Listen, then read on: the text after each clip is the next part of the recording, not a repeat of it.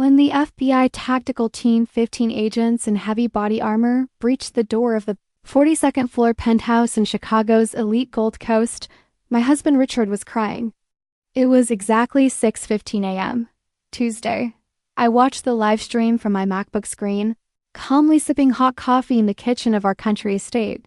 The Ring camera I had discreetly installed in the hallway of his secret apartment was transmitting in flawless 4K. The agents ruthlessly pinned Richard's clean-shaven face against the cold Italian tile. He whimpered about a mistake. He screamed that he was a top executive at an elite investment fund, not some street thug, and demanded his lawyer. Beside him, his 22-year-old mistress. Brittany shrieked hysterically, her trembling hands trying to cover her curves with a $2,000 Beau Perla designer silk robe. Richard was absolutely certain that this morning the feds were coming for me. He had spent 9 months siphoning $4.5 million from his clients' accounts. He had set up shell offshore trusts in Delaware. Most importantly, he had meticulously forged my electronic signatures via DocuSign on every tax return and W-9 form. His plan was flawless. Pin the entire blame on me, his wife. After all, I'm a CPA, a certified public accountant with an impeccable reputation. The IRS should have torn me to pieces, frozen my accounts, and thrown me behind bars for 20 years for federal fraud and money laundering. He would have gotten the divorce, all my assets, and a new life with Brittany in the Bahamas. But my dear, arrogant Richard underestimated the woman he shared a bed with. He forgot the cardinal rule of the financial world. Never try to scam an auditor who knows where all the digital bodies are buried. I didn't just uncover his plan. I let him believe in his own impunity while I silently wove the noose that just tightened around his neck. And now, listening to him being read his Miranda rights, I felt nothing but absolute, ice-cold triumph. We were the golden couple of the Chicago suburbs. That perfect family from the cover of North Shore magazine that elicits both envy and quiet hatred from the neighbors. My name is Olivia. I'm 34 and I'm a senior partner at a prestigious audit firm on Wacker Drive.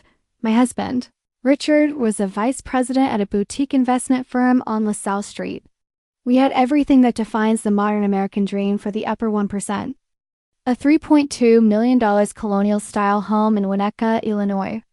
A flawless lawn manicured under the watchful eye of the strictest HOA in all of Cook County. Our platinum cards and Chase private client accounts were always flush. Our joint FICO credit score never dipped below 815. We paid $45,000 in property taxes every year, maxed at our 401, K contributions to the IRS limit, and played tennis every weekend at an exclusive country club. From the outside, it looked like a perfectly directed commercial. Richard was insufferably charming. He wore $3,000 custom Tom Ford suits, smelled of Creed Aventus, and drove a leased Porsche Panamera. I moved through the city in a black Range Rover autobiography, wore understudded Armani suits, and always kept my back straight. I trusted him completely. We had been married for 8 years. We shared TurboTax accounts, premium Blue Cross Blue Shield health insurance, and access to a 1-password vault. We knew each other's social security numbers, SSN, by heart. And that was my first nearly fatal mistake. In America, your social security number is your life, your freedom, your financial DNA, and I had personally handed that access code to a sociopath. I thought we were building an empire together.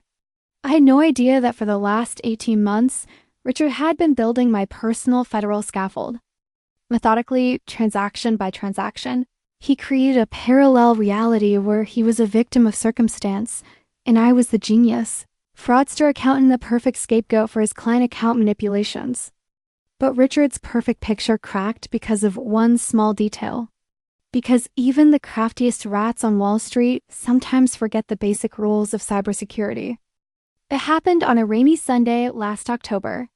Richard had gone to a golf tournament at his exclusive club, Olympia Fields. He left his backup iPad Pro charging in our home office. Usually this device was protected by Face ID and a long passcode, but my brilliant financial strategist forgot one basic thing: Apple family sharing and password synchronization within our shared Xfinity home network. I sat at his desk just to print an updated Allstate homeowners insurance policy. The tablet suddenly lit up. A push notification from an encrypted Proton Mail account. The text on the screen made me freeze. Tranche of $450,000 to the Cayman Trust confirmed. Olivia's digital certificate verified via DocuSign. What certificate? What Cayman Islands? My heart skipped a beat, but the brain of a certified auditor instantly turned to ice.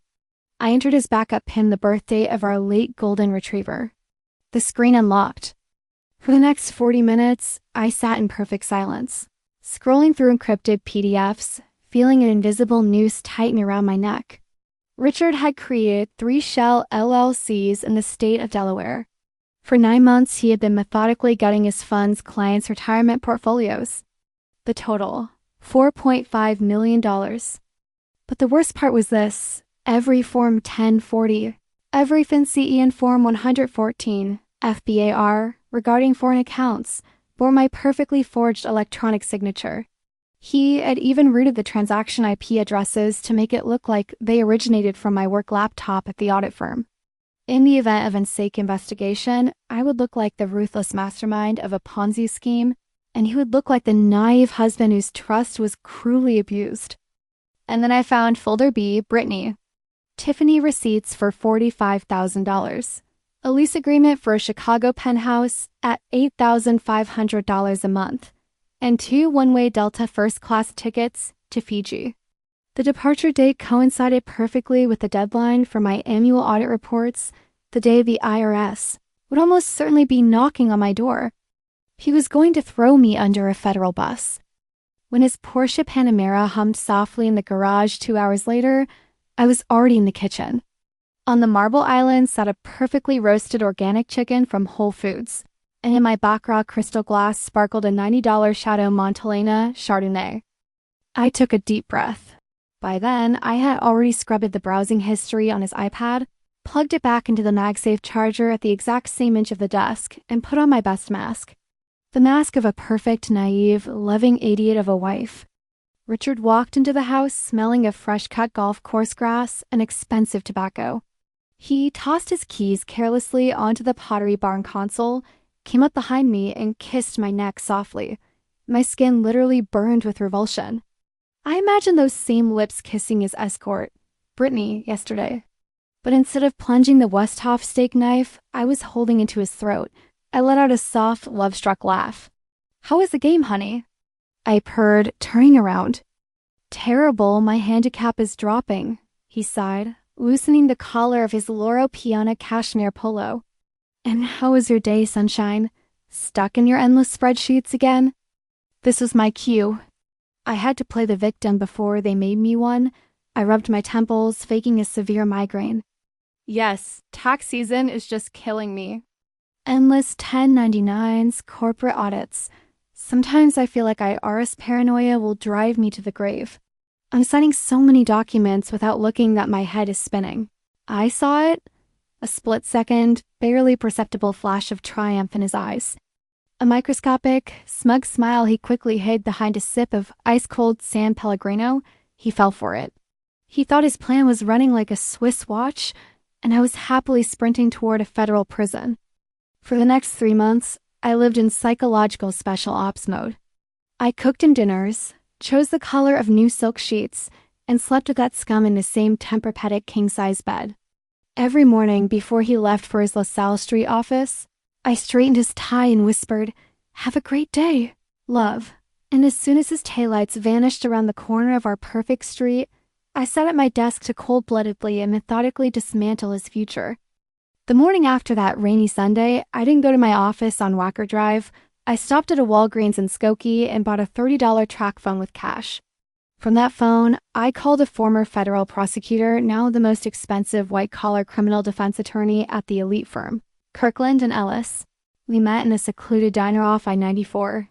I ordered black coffee and simply laid a 256 gigabytes encrypted SanDisk flash drive on the sticky table.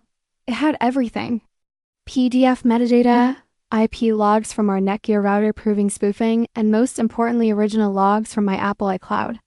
They proved beyond a shadow of a doubt that at the exact moments the forged tax returns were being signed from my computer. My phone and Apple Watch were physically located at a nail salon 6 miles away. A week later, in a sterile conference room at the Dirksen Federal Building in downtown Chicago, I sat across from 3 stern FBI agents and senior investigator from the SEC. I didn't cry. I spoke their language, the language of numbers, audits, and federal statutes. I became an official Dodd-Frank whistleblower. My lawyer secured a perfect deal for me, a non-prosecution agreement, NPA. Full, unconditional immunity. In exchange, I handed them the architect of a $4.5 million scheme on a silver platter, gift wrapped in a ribbon of evidence. The feds wanted to take him immediately, but I convinced them to wait. I needed my own finale. Richard thought he was a Wall Street hacker, but he left holes in his cybersecurity. Using his own password manager, which he treated so carelessly on our home network, I gained admin access to his offshore trusts in the Caymans, and I didn't just watch. I rewrote the SWIFT transfer routing. Over the next 8 weeks, the stolen $4.5 million flowed in small, neat tranches not to his anonymous crypto wallets in the Bahamas, but to personal checking accounts at Bank of America and Wells Fargo, accounts belonging to Brittany Evans. She was no longer just a 22-year-old escort waiting for a first-class ticket to Fiji. Under Title 18 U.S.C. Section 1956, she became his co-conspirator in large-scale money laundering. I tied their fates together permanently. The final touch cost me $5,000 in cash. That's what I paid a licensed private investigator to pose as an Xfinity technician into their Gold Coast love nest. He was in there for exactly 12 minutes, long enough to install a Ring micro camera with a microphone inside the smoke detector above their Italian leather sofa. The trap was set, calibrated, and cocked. I just waited for day X, Tuesday, November 12th, the deadline for filing Form 1120 annual reports. The day Richard, according to his perfect schedule, intended to activate my personal Armageddon. He woke up at 5:30 a.m., kissed my cheek gently. I pretended to be fast asleep and headed for the garage. I heard the dull click of his Porsche's central locking. He was rushing to his Gold Coast penthouse to catch a 7 a.m. Uber Black to O'Hare for a Delta Airlines flight, to leave me with an IRS search warrant and a shattered life. As soon as his engine faded at the end of our driveway, I sat down at my MacBook. The Lavazza Crema e Gusto coffee, brewed in a perfect French press, was hot. My heart beat with icy precision at 60 beats per minute. I opened the Ring camera stream. Richard entered the penthouse at 6:05 a.m. Brittany was sleeping in their bed. He frantically tossed his Toomey leather duffel on the sofa, pulled out his phone, and typed a quick message. Probably, "I'm on my way, babe." Bahamas soon. I watched him reach for his iPad to make the final transfer, zero out the trusts, and ensure my electronic signatures were permanently stitched to the empty accounts. At 6:10 a.m., I picked up my burner track phone and hit speed dial. 1 ring. 2. Special Agent Miller. A dry, metallic voice answered. "This is whistleblower Omega," I said evenly. "He's in the penthouse?" "The money has been moved to Brittany Evans' accounts. The DocuSign certificates are generated." "Copy that." "Team is in position." I didn't take my eyes off the screen. Richard sat on the edge of the sofa, his face lit by the tablet screen. Suddenly, his eyebrows shot up. He refreshed the page. Again, his perfect hair ruffled slightly as he began frantically tapping the screen. The money in the Caymans was gone. The trusts were empty, and instead of transaction confirmations, the status read, "Declined. Contact your financial institution." He didn't even have time to panic. At 6:15 a.m., a sound like an artillery shell blast echoed through the speakers. The FBI's heavy steel battering ram blew the door off its hinges. 15 agents in tactical gear with FBI emblazoned on their backs flooded into the living room like a black avalanche. The laser sights of their M4S danced across his Loro Piana cashmere sweater. "FBI! Get on the ground! Hands behind your head, you son of a bitch!" Agent Miller roared. Richard lay face down on the Italian tile. A heavy Oakley tactical boot pressed his perfectly shaven cheek into the cold floor. Brittany shrieked hysterically in the background as a burly female FBI agent snapped massive Smith & Wesson steel handcuffs onto her thin wrists.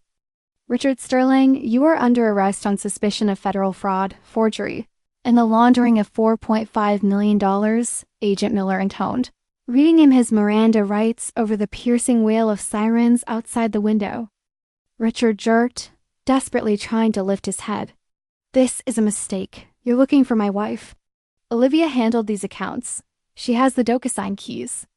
Check the offshore trusts in Delaware." Agent Miller smiled coldly and pulled a folded bank statement from his tactical vest pocket. "The trusts are empty, Mr. Sterling. Not a cent. All funds were illegally transferred to personal accounts at Bank of America and Wells Fargo belonging to your accomplice, Miss Evans." Brittany suddenly stopped crying and stared at Richard in shock through her lash extensions. "What accounts?" "Ricky, what is he talking about? I don't know anything." I watched this live from our Winnetka kitchen. This priceless, crystal clear moment. Richard's pupils dilated with primal terror.